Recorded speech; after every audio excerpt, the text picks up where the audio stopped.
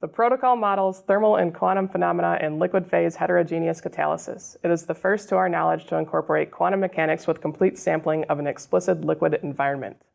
Configurations of liquid molecules generated from this protocol represent those expected under actual reaction conditions and can be used to explore molecular level phenomena that depend on the spatial arrangements of molecules. The configurations of liquid molecules generated by this protocol provide insight into the roles that solvent plays on liquid phase heterogeneous catalysis. If you're trying this protocol for the first time, I recommend that you first ensure that you have access to and can run the WASP, MC-Plig, VMD, and LAMP software.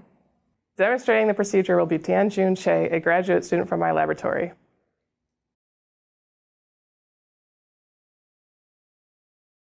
After generating the adsorbate structure, generate the LAMP's input files for an NPT simulation and equilibrate the cell volume using FFMD.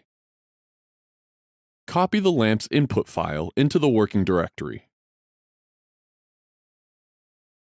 Edit the group variable on line 34 to indicate the atom type indexes for the water-oxygen and water-hydrogen atoms, and the group variable on line 35 to indicate the atom type indexes for the platinum and adsorbate atoms.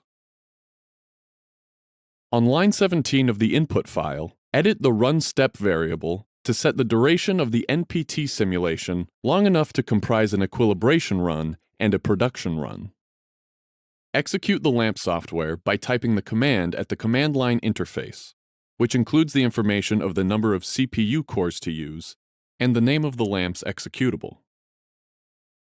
The energy minimization refines the water molecule.